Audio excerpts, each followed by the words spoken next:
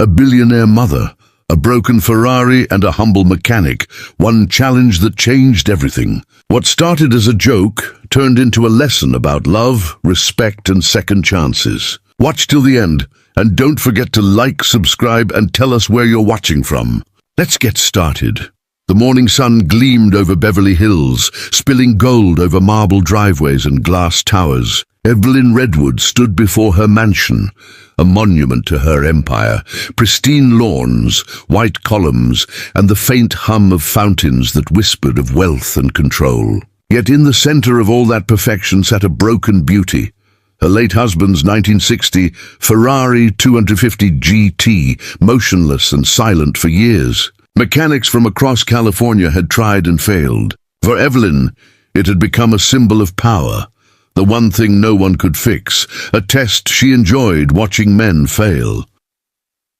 The day Jack Turner arrived, she expected another failure. His tow truck, covered in dust and dents, looked pitiful against her rows of luxury cars. He stepped out wearing worn jeans, a simple jacket, and a confidence that didn't fit the surroundings. He wasn't impressed by the marble floors or the gardeners who froze to stare. Evelyn crossed her arms, the diamond on her wristwatch catching the light. "You're Jack Turner?" she asked. He nodded once. "The one who said he can fix anything." He smiled faintly. "Not anything, ma'am. Just engines." Behind Evelyn stood her daughter Sophia, watching with quiet curiosity. She was 24, the kind of beauty that didn't need effort, soft eyes, natural grace, and a warmth that seemed out of place in this cold house. She didn't share her mother's smug amusement. Instead, she looked at Jack with a mixture of sympathy and interest. She had grown up around powerful men, but something about this quiet mechanic's composure intrigued her. Evelyn, catching her gaze, smirked knowingly, and that's when she said it. "Tell you what," Evelyn said loud enough for her guests to hear. "Fix this Ferrari, make it run perfectly, and you can marry my daughter." Laughter erupted from the gathered friends, the kind of laughter that cut rather than amused. Jack looked at her, then at Sophia, who blushed in embarrassment. For a moment no one spoke. Then Jack took a slow breath and wiped his hands on a rag. "Deal," he said softly. The laughter died instantly. Evelyn blinked, thrown off balance. She hadn't expected him to agree. Sophia stepped forward, her voice uncertain. "You don't have to," but Jack interrupted gently. "It's not about her," he said, his tone calm. "It's about the car," the crowd murmured, surprised at his confidence. Evelyn tilted her head, smirking again, but there was something sharper in her gaze now. Curiosity mixed with challenge. She gestured toward the garage. "Very well, Mr. Turner. Show us what you can do." Her voice dripped with confidence. To her, it was entertainment, a rich woman's game. To Jack, it was a test of respect. He walked toward the garage, his boots echoing against the polished stone. Inside, the Ferrari gleamed beneath a layer of dust, a masterpiece of design and history. Jack ran his hand along its body, feeling the cold metal, the silence beneath the hood. "You've been waiting too long," he murmured under his breath. The engine told a story, even without sound. Years of neglect, too many careless hands, too little understanding. This wasn't just a car. It was a memory of someone who had loved it once, and whose absence still haunted the air. Sophia lingered at the doorway, watching him work. She couldn't help but ask, "Why did you accept her challenge?" Jack didn't look up. "Because your mother thinks everything has a price," he said quietly. "I'd like to remind her that some things have value instead." She smiled faintly. It was the first time she'd heard someone speak to her mother without fear. Evelyn's guests had all left now, whispering among themselves about the bold mechanic who dared to talk back to a billionaire. Evelyn watched from a distance, her expression unreadable. Hours passed as Jack studied every wire, bolt and valve. His movements were deliberate, respectful, almost gentle, as if he were fixing something alive. Sophia returned with water and tools he hadn't asked for, drawn to the calm precision in his work. "My father loved that car," she said softly. Jack nodded, wiping his brow. "I can tell. It was built with heart, not ego." That line lingered with her. Her father had been kind and grounded, everything her mother was not. Watching Jack, She felt a piece of that warmth return to the mansion for the first time in years. Outside, the sun began to set, painting gold over the white stone pillars. Evelyn stepped inside the garage, heels clicking against the floor. "Well?" she asked coolly. Jack looked up from beneath the hood. "It'll take time," he said simply. "Patience isn't something you can buy." Evelyn's lips tightened. "You'll have 2 days," she replied. "After that, I'll assume your deal is off." Her tone was sharp, but her eyes betrayed a flicker of intrigue. Jack didn't argue. "Then I'll see you in 2 days," he said. She left, but not without one last glance at the man who didn't flinch. When night fell, the mansion lights glowed across the hills, but in the garage, only one lamp burned. Jack sat on the concrete floor, surrounded by tools, diagrams, and silence. Sophia appeared again, carrying a mug of coffee. "You don't stop, do you?" she asked softly. He smiled, tired but focused. "When something's worth saving, you don't walk away." She sat beside him, her breath visible in the cool air. "You talk like my dad used to," she whispered. Jack looked at her for the first time, really looked, and saw the same kindness her father might have left behind. The next morning, Evelyn's assistant found her in her study. "The mechanic's still working," he reported. "Didn't leave the garage all night." Evelyn raised a brow, pretending indifference, though something in her chest stirred. Admiration, perhaps, or unease. She poured herself coffee and stared out the window. "Let him exhaust himself," she said. But deep down, she wanted to see if he could actually do what others couldn't. She had built her life on control, on knowing people's limits. Jack Turner was the first person who didn't seem to have one. Later that day, Sophia joined Jack again. The two worked quietly, their rhythm natural, unspoken. She handed him tools before he even asked, their hands brushing occasionally. He told her stories about his small-town garage, about the people who couldn't afford repairs but paid with gratitude instead. "Money doesn't build trust," he said once, tightening a bolt. "Kindness does." She didn't answer, but her smile said enough. The mansion, once filled with cold silence, now echoed with laughter and the sound of turning wrenches. A sound more genuine than any music Evelyn's parties ever played. As the evening light dimmed, Evelyn appeared again, curious despite herself. She found Sophia laughing, something she hadn't seen in months. Jack looked up, grease on his hands, exhaustion in his eyes, but pride in his stance. The engine was still silent, but something had shifted, not in the car, but in the air. Evelyn watched him, realizing that this mechanic wasn't trying to prove himself. He was reminding her of something she'd forgotten, humility. For a moment she said nothing. Then she turned and walked away, leaving the sound of laughter behind her. When night settled again, Jack stepped outside for a breath of cool air. The mansion stood behind him, glowing like a palace of glass. Sophia joined him on the driveway, the stars reflected in her eyes. "Do you really think you can fix it?" she asked softly. Jack looked at the dark outline of the Ferrari through the window. "I don't think," he said. "I listen. Every machine tells you what it needs. You just have to care enough to hear it." Sophia nodded slowly. "You're not like the others who come here," she murmured. "That's because I'm not here for her money," he said. As the clock neared midnight, Jack returned to his work. The garage was silent except for the soft ticking of tools and the hum of his focus. The Ferrari's heart hadn't beaten in years, but piece by piece he was bringing it back to life. Not for the challenge, not for the offer, but for the meaning behind it. Outside, Evelyn watched through the glass, unseen. For the first time in a long while, she didn't see a mechanic. She saw a man rebuilding more than a car. She exhaled slowly, realizing this deal might just cost her pride. And somewhere between the clicks of metal and the whisper of oil, the impossible began to take shape, not in the Ferrari's body, but in the hearts inside that garage. The first night was the hardest. The Redwood mansion went silent after dinner, but from the garage came the faint sound of metal, tools, and breath. Jack worked tirelessly beneath the old hanging lamp, his shadow stretching across the polished floor. Every part of the Ferrari had a story, bolts rusted by time, wires replaced by impatience. He treated each piece like an artifact, not a machine. To anyone else it was a broken car. To him, It was a message from someone long gone, asking to be understood again. The kind of silence he was used to answering. Sophia watched him from the doorway, her arms folded against the chill. She wasn't supposed to be there. Her mother disliked mixing with workers, but she couldn't stay away. There was something deeply human about watching Jack work. The quiet devotion, the concentration that turned his hands into instruments of care. "You've been at it since dawn," she said softly. He smiled without looking up. "Time behaves differently when you love what you do." His words carried warmth, and for the first time in that cold mansion, she felt it spread. The next morning, Evelyn appeared briefly, perfectly dressed even in her own home. She glanced at the garage through the glass door, arms crossed.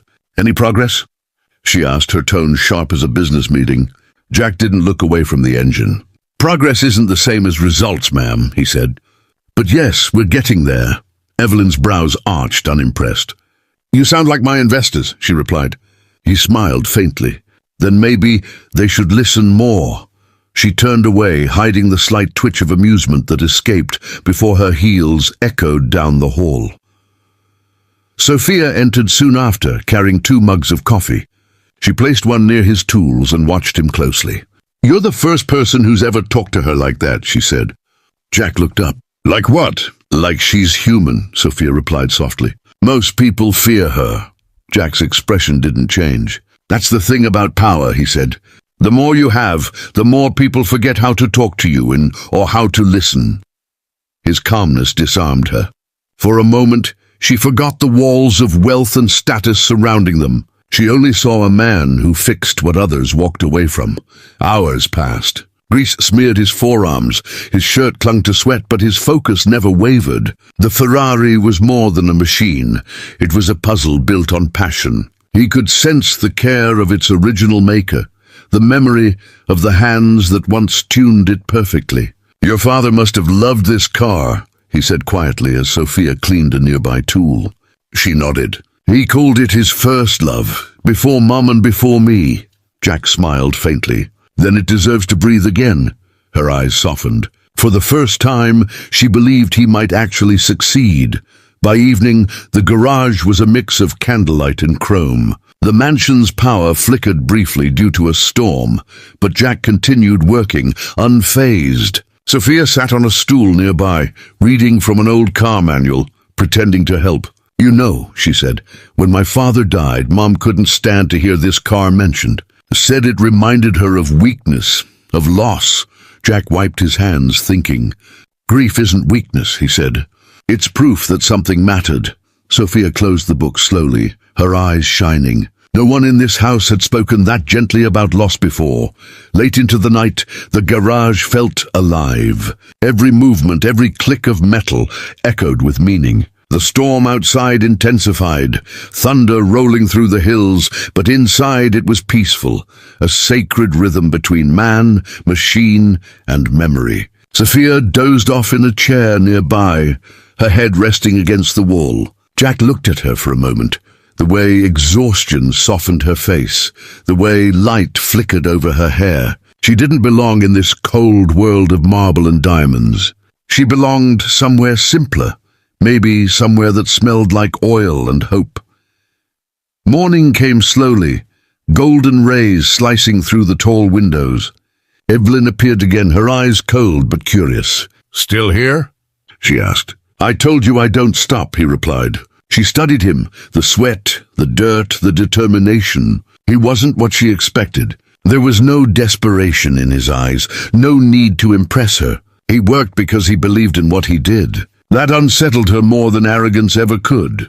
"You really think you can bring it back?" she asked quietly. Jack glanced at the engine, then at her. "It's not gone," he said. "It's just waiting."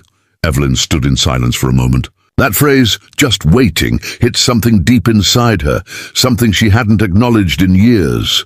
She turned away before he could see her reaction. Sophia entered moments later, holding breakfast for them both. "You made her think," she said softly. Jack smiled. "That wasn't my intention."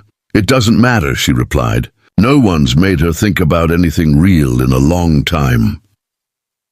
They ate quietly, surrounded by the hum of the half-assembled car. Outside, sunlight caught the red curve of the Ferrari, making it glow like it was ready to wake. That afternoon, Evelyn returned once more, but this time, not alone. 2 guests from her business circle came with her, both men in expensive suits. "Ah, the famous mechanic," one said mockingly. "The one chasing a fairy tale wedding, I hear." Jack didn't look up from his work. "Not chasing anything," he said. "Just fixing something that deserves to run." The man laughed. "Romantic. Maybe she'll hire you as her gardener next." Sophia's expression darkened, but before she could speak, Jack did. "Maybe," he said calmly, "but at least I'd know how to grow something real." The men fell silent, embarrassed. Evelyn didn't defend them. After they left, Evelyn lingered near the doorway. She didn't say anything, but her silence wasn't cold this time. She just watched, the steady hands, the quiet focus. For a brief, fleeting second, she remembered her husband leaning over that same engine, teaching her how to listen for life beneath the hum. She had long buried that memory beneath meetings, boardrooms, and pride. But Jack's persistence unearthed it. She turned away before emotion betrayed her. Upstairs, she sat by the window, hearing faint laughter from the garage below, her daughter's laughter. It made her chest ache in ways she didn't expect. As the second night fell, Jack adjusted the final valve, his hands trembling slightly. He stepped back, sweat glistening under the lamp. Sophia stood beside him, holding her breath. He turned the key, once, twice. The engine sputtered weakly, coughed, then fell silent. He exhaled slowly. "She's close," he said softly. "Just needs one more touch." Sophia placed a hand on his arm. "You've already done more than anyone else ever could," he smiled. "Almost isn't enough." There was something in his tone, not pride, but care. He wasn't chasing reward or approval. He simply couldn't walk away from something unfinished. Midnight came. The rain outside had stopped. Silence filled the air, thick with anticipation. Jack tightened one last bolt, rechecked every connection, then nodded to Sophia. "Ready?" She nodded eagerly. He turned the key again. This time the sound was different. A low rumble, hesitant but alive. Then with a sudden, powerful growl, the Ferrari roared to life, its engine echoing through the entire mansion. The vibration shook the chandeliers. Sophia gasped, covering her mouth, eyes wide with disbelief. Jack grinned faintly, closing the hood gently. "She's back," he whispered, his voice trembling with quiet satisfaction. Upstairs, Evelyn dropped her wine glass as the sound filled the halls. The Ferrari's voice, her husband's car, their first shared dream, thundered through the house like a ghost revived. She rushed down the stairs, her heels clicking, disbelief painted across her face. When she entered the garage, the car's headlights glowed softly in the dim light, illuminating Jack and Sophia, standing side by side. Evelyn's breath caught. "Impossible," she whispered. Jack looked at her calmly. "Nothing's impossible," he said. "Not when you respect what's broken." His words landed with a weight she couldn't ignore. Evelyn walked closer, her expression unreadable. She circled the car slowly, running a hand along its body, her fingers trembling. It was alive again, every sound, every vibration exactly as she remembered. For a long moment she said nothing. Then she looked at Jack, her voice quiet. "You did what no one else could." He shook his head slightly. "No, ma'am. I just listened." Sophia watched her mother's face soften, pride melting into something almost human. Evelyn exhaled deeply, her eyes moist, though she quickly blinked it away. "You've proven your point," she said finally, her voice low. But the truth was, he'd proven more than that. In 2 days, he'd done something Evelyn's money, power, and pride never could. He'd brought life back to something that mattered. The car wasn't the only thing revived in that garage. So was the warmth her family had lost. She turned toward her daughter, who stood smiling, the glow of the headlights framing her face. For a fleeting second, Evelyn saw what her husband had always told her, that true worth had nothing to do with wealth, but with heart. And in that moment, she began to understand. The morning sunlight spilled across the redwood estate like gold dust, catching the polished chrome of the 1960 Ferrari 250 GT. The car gleamed as if time itself had turned backward. Jack stood beside it, his hands streaked with oil and pride. He had spent 2 nights with no sleep, chasing perfection not for the challenge, but for something deeper. The hum of the newly awakened engine still echoed in his mind, a sound not just of victory, but of connection, of something beautiful, made whole again. Evelyn Redwood descended the marble steps of her mansion, wearing the same expression she did in every board meeting, control and calculation. But this time her eyes betrayed a flicker of disbelief. She circled the car, touching its restored curves, as if testing reality. "You really did it," she whispered. Her voice was softer than before. The staff watched in stunned silence. No one had ever seen Evelyn speechless. Jack didn't boast or smile. He simply nodded and said she just needed someone to listen. Sophia stood nearby, her heart pounding with emotions she couldn't name. For days she had watched him, not just fixing metal but mending something invisible in this house. His patience, his quiet strength, the way he treated the old Ferrari as if it had a soul. All of it disarmed her. When her mother turned to him and said, "The offer still stands, you've earned it," Sophia froze. Jack looked up, his expression unreadable. "I didn't do it for her." "Hand," he said quietly. "I did it to remind you what real value sounds like." The air shifted. Evelyn blinked, caught between pride and shame. No one had ever spoken to her like that. Not her executives, not even her late husband. There was no arrogance in Jack's tone, only truth. Sophia felt tears sting her eyes as she saw her mother's face soften for the first time in years. "You're a good man, Mr. Turner," Evelyn said at last. "And maybe a better teacher than I realized." Jack smiled faintly. "We all learn, ma'am. Even the engines." When he left that morning, Sophia followed him to the gate. "You could have accepted," she said softly. "Mom would have kept her word." Jack looked at her, a tired smile on his lips. "That wouldn't be love, Sophia. That would be a trophy. And I don't fix hearts for rewards." She laughed gently, brushing her hair back. "Then what do you fix?" Jack started his old pickup and said, "Whatever's broken, if it still wants to run." The simplicity of his words stayed with her long after he drove away. Weeks passed. The Ferrari became the talk of Beverly Hills. Collectors offered millions, but Evelyn refused to sell it. "Some things are worth more than money," she'd say, though even she wasn't sure if she meant the car or the man who fixed it. Sophia, meanwhile, couldn't forget the sound of the engine that night. That perfect roar of life, as if it had breathed emotion into her world again. Every luxury dinner, every gala, every business meeting suddenly felt emptier. One crisp autumn morning, she drove alone, no chauffeur, no assistant, down to the small town where Jack lived. His garage stood by the highway, simple and old-fashioned, with a faded sign that read Turner's Auto Care. Honest work, honest heart. She parked outside, watching him work on a dusty pickup. Sleeves rolled up, grease on his hands, humming softly to the radio. The same calm presence, the same warmth that had changed her. When he noticed her, surprise lit his face. "Sophia Redwood," he said, laughing softly. "Did the Ferrari break again?" She smiled. "No, but maybe I did." Jack put down his wrench, wiping his hands. "Then you came to the right place." The words were half a joke, half truth. Sophia stepped closer, glancing around the cozy little garage filled with the scent of oil and pine. There were Christmas lights hanging from the ceiling, though it wasn't even December. "You decorate early?" she asked. Jack shrugged. "Reminds me to stay grateful, even when life's rusty." Her laughter echoed softly, blending with the quiet hum of the radio. Days turned into weeks. Sophia began helping around the shop, first just watching, then learning. She struggled with tools, got her hands dirty, and loved every minute of it. Jack taught her not just about engines, but about patience, purpose, and pride in small things. When she ruined a carburetor by mistake, she nearly cried, but Jack only smiled.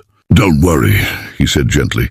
"Perfection isn't about never failing. It's about caring enough to try again." That night, under the dim glow of the workshop, she realized she was falling in love. Evelyn didn't understand at first. When she visited months later and saw her daughter with oil on her hands, laughter in her eyes, she almost scolded her. But then she saw Jack watching Sophia, not like a prize, but like a partner. Something in Evelyn broke softly that day. The same pride that once built her empire now bowed to something simpler. Love. You were right, she told Jack quietly. Some things can't be bought. He smiled. Some things shouldn't be. They shook hands. Equals now, not opposites. The garage grew busier over the next year.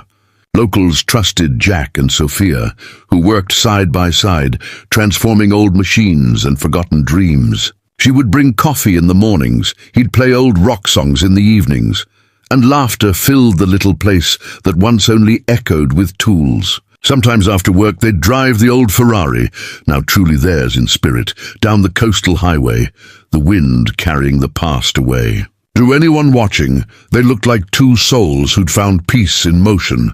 One evening, as the sun set behind the hills, Jack stopped the car by the ocean. The waves shimmered gold, and Sophia leaned on the hood, her hair catching the light. You know, she said softly, Mum still says you're the only man who ever beat her at her own game. Jack chuckled. Then maybe she let me win. Sophia looked up at him. No, you won because you played with heart. The silence that followed wasn't empty. It was full, tender, and alive. He reached for her hand. You're my favorite repair, Sophia. Tears filled her eyes as she whispered, You fixed me too, Jack. He shook his head gently. You were never broken, just waiting for someone to see your shine again. The moment hung between them, as soft as the tide, and as certain as dawn. They kissed. Not like a fairy tale ending, but like two stories finally finding their shared page. Behind them, the restored Ferrari gleamed in the fading light, a symbol of what was once damaged, now running smoother than ever. Years later, the sign above the garage changed. Turner and Redwood Auto Restorations. Locals loved them, not for fame, but for the kindness that came with every repair. Evelyn visited often, proud and peaceful, and every time she heard that old Ferrari roar, she smiled. That sound, she'd say, is the sound of life running right. Jack and Sophia would exchange knowing glances, because they both understood now that love, like an old engine, only runs if you take care of it every day. And on quiet nights, when the shop lights dimmed and the world outside slept, Jack would whisper to Sophia, engines rust, money fades, but hearts, if handled with care, they last forever. She'd smile, resting her head on his shoulder, the scent of oil and sea breeze filling the air. The old Ferrari would gleam faintly in the dark, as if it too remembered the challenge that had brought them together. And somewhere beyond the hills, a new dawn would rise, soft, endless, and alive with the hum of love restored.